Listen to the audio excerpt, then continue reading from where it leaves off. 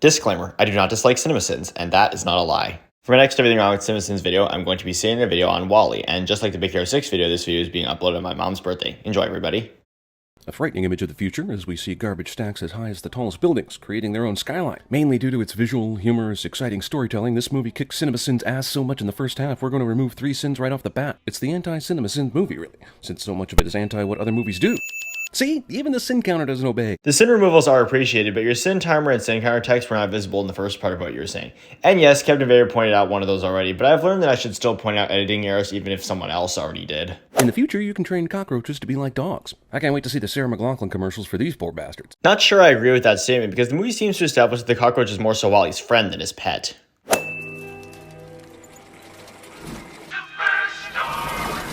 How did this society so dependent on fossil fuel ultimately decide to put solar panels on something as small as a PA system? Or did the WALL-Es do that because they like the song so much? Well, we know that this WALL-E likes that song, but we don't know that about the other WALL-Es, so there's not enough proof for that assumption. Filmmakers said, hey, let's take Johnny Five from Short Circuit and put him in a bleak future with no humans where he's stuck stacking up trash. And now I'm depressed as all hell. Jeremy Sins himself cliché. Robot main character rides by multiple dead copies of himself, leaving me to wonder why this one WALL-E was left alive after all the others failed. Was it his compassion for roaches? Well, we don't know, but it's not really relevant information for the movie.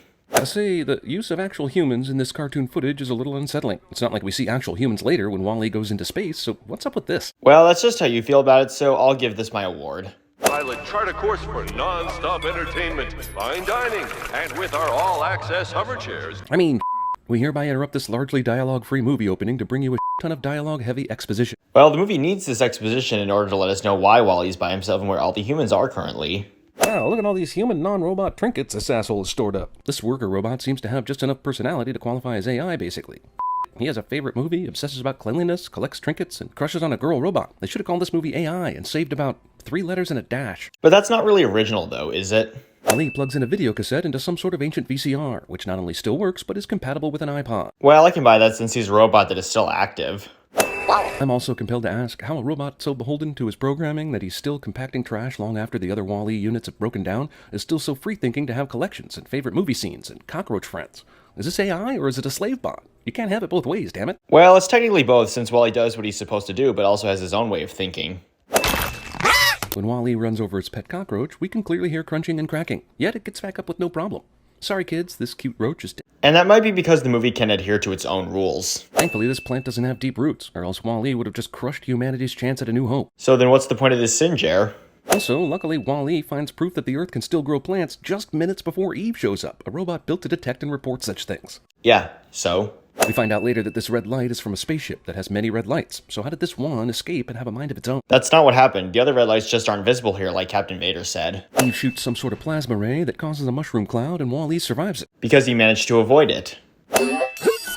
Robot sneeze. Pointing things out on the screen. Just how f***ing big are that toaster's bread holes? Jesus. Big enough to fit the videotape. There's no way on Earth, future or present, that she hit him hard enough to indent steel like this without also destroying him in the process. But whatever, good visual gag, y'all. Well, if that's what the movie is saying happened, then it's what happened. Eve's up-till-now autonomous nature is completely overtaken by native programming once she sees a sign of life.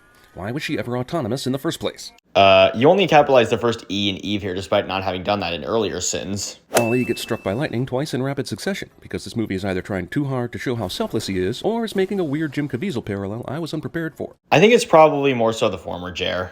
WALL-E finally goes off to work and stops waiting for Eve to come back online. How much you want to bet this is the exact same day the space humans come for Eve? God damn it! Again, not capitalizing all of Eve's name here. Highly automated and presumably efficient future society places super important life-proof evidence robot on the same tram as ordinary fat humans on their way to chair-based smoothie yoga. Yeah, so? Home? We're going back? If the evil ship's computer steering thing behind this guy is truly evil and trying to stop the return to Earth, as the rest of the movie will suggest, why does it even allow the captain to press the button and see this message in the first place? Probably because both Otto and the computer still need to do what they're supposed to be doing and give a good report. Voice authorization required. Accepted. Hilarious, but damn, future voice activation software has far outpaced plant life detection software, or tiny robot intruder detection software, or don't get fat and lazy software. Sinning something you like. Instead of closing the pod door and making sure he stays on the pod, Eve turns around and glides towards some unseen control panel to ensure WALL-E escapes again. Well, that unseen control panel is supposed to close the pod, like what Captain Vader said in his video. Here comes Wall-E riding his fire extinguisher. But damn, he had 1 second left before the pod destructed, and he still didn't get the door open at that time. Don't you think he's dead? Well, you are supposed to think he's dead, but he's actually not. What would happen to an Earth plant exposed to space? Dr. Tyson? Oh, snap, we got him for Interstellar, not this. Well, I'm sending it then. If humans choke and freeze to death in seconds, I'm guessing regular plants suffer some serious consequences that this movie is completely glossing over. Well, despite the fact that it is possible for plants to survive in space, this movie again doesn't need to adhere to reality since it's animated. This asshole is such a slave to his cleaning program, it makes me wonder how Wall-E ever fell in love with Eve instead of just ignoring her to do his program task. Okay, I know Captain Vader already pointed this out, so give him the credit, but Eve is again not entirely capitalized here. That's an order! Aye, aye, sir. So this proves the captain can order Otto to do his bidding, yet Otto will still represent a significant threat throughout the rest of this movie, because reasons. Like with Eve's name, you didn't capitalize all of Otto's name here. Wall-E rips off the 0-point energy from The Incredibles. Probably more of a reference since they're both from the same studio. Villain makes classic stupid-ass mistake of sending his nemesis and said nemesis's helper to the same place. Well, I'd more so call that a flaw of Otto, not the movie itself. You can bet that anytime a robot is shut down or broken, a reboot or an alternative power source will revive them. Pointing things out on the screen.